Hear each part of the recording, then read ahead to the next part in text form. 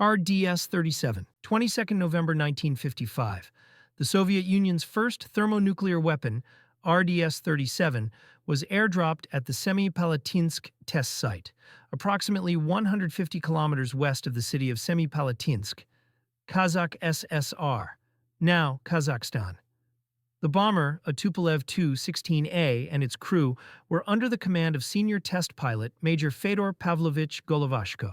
This was the Soviet Union's 24th nuclear weapons test, but its first true thermonuclear bomb, and it was the world's first airdropped H-bomb.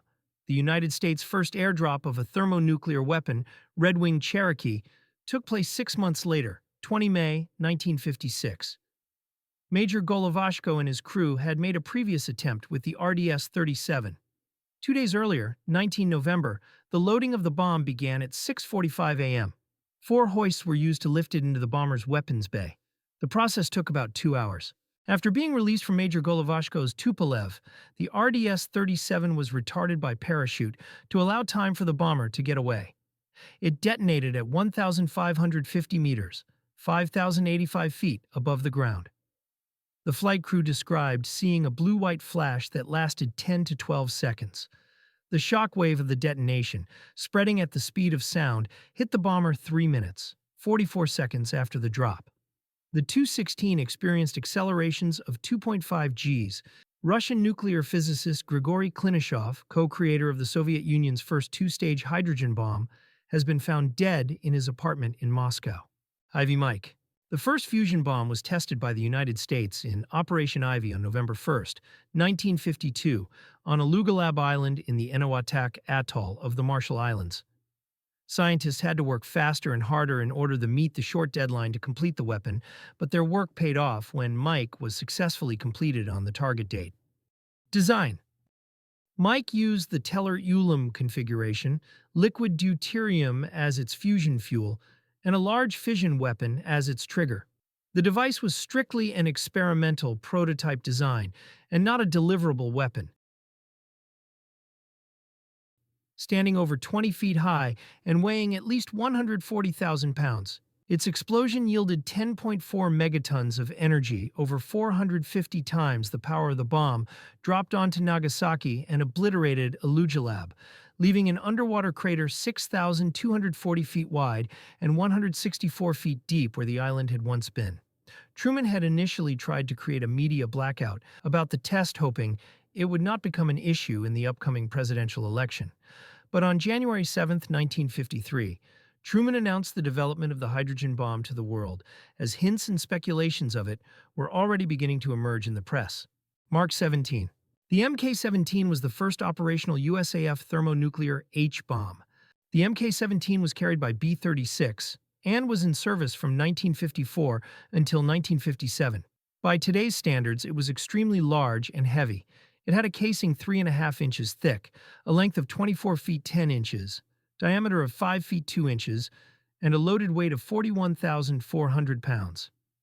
When the bomb was test-dropped, pilots said the bomber might soar upward several hundred feet, having been lightened of such a load.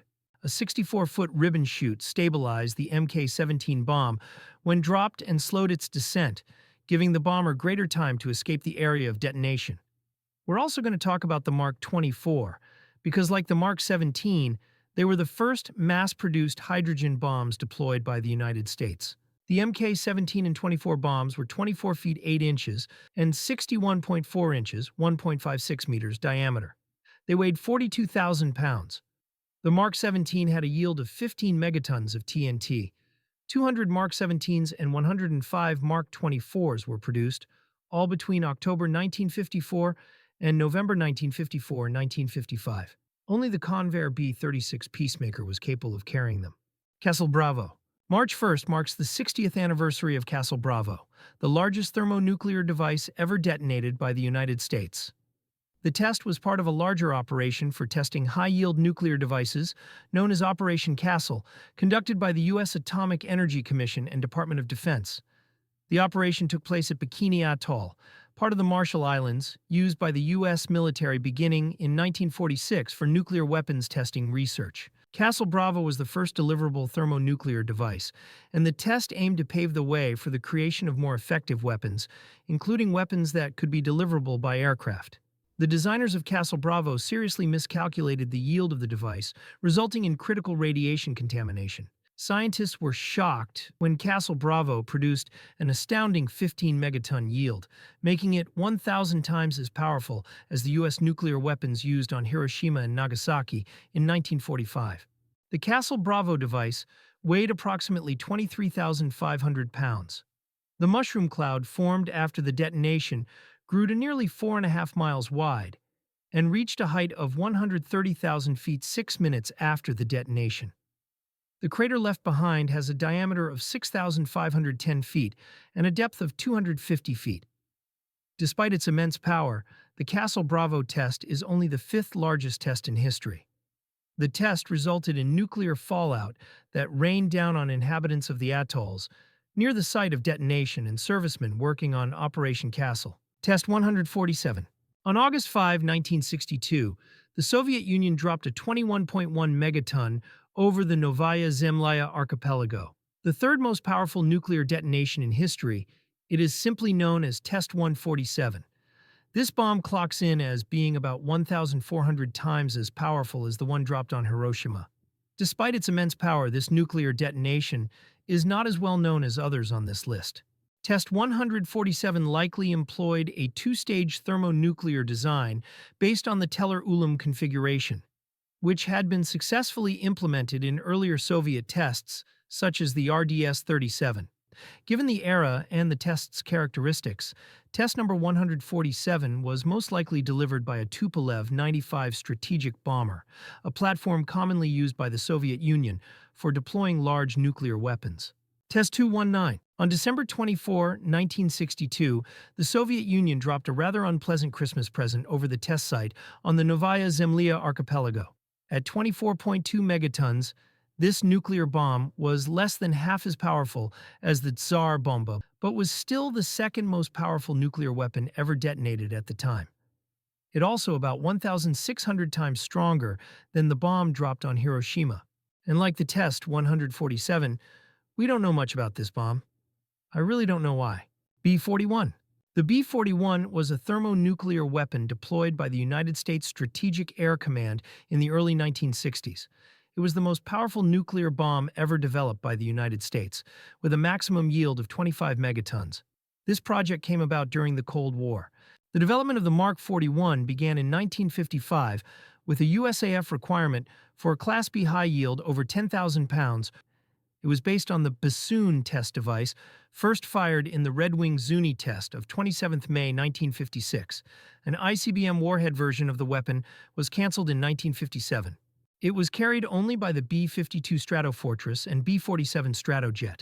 The Mark 41 was an example of a fission-fusion-fusion-fission type thermonuclear weapon, or tertiary stage bomb. The additional tertiary fusion stage, compressed by a previous fusion stage, could be used to make a bomb with yields as large as desired.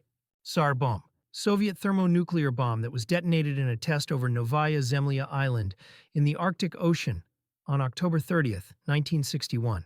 The largest nuclear weapon ever set off. It produced the most powerful human-made explosion ever recorded. The bomb was built in 1961 by a group of Soviet physicists that notably included Andrei Sakharov. At the time, the Cold War between the USSR and the United States had grown increasingly tense.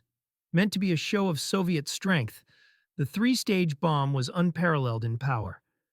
It had a 100 megaton capacity, though the resulting fallout from such a blast was considered too dangerous for a test situation. Thus, it was modified to yield 50 megatons, which was estimated to be about 3,800 times the strength of the U.S. bomb dropped on Hiroshima during World War II. The resulting weapon weighed 27 tons, with a length of some 26 feet, 8 meters, and a diameter of about 7 feet, 2 meters. A Tu-95V bomber was modified to carry the weapon, which was equipped with a special parachute that would slow its fall, allowing the plane to fly a safe distance from the blast. The aircraft, piloted by Andrei Dernovtsev, took off from Kola Peninsula on October 30, 1961. It was joined by an observer plane.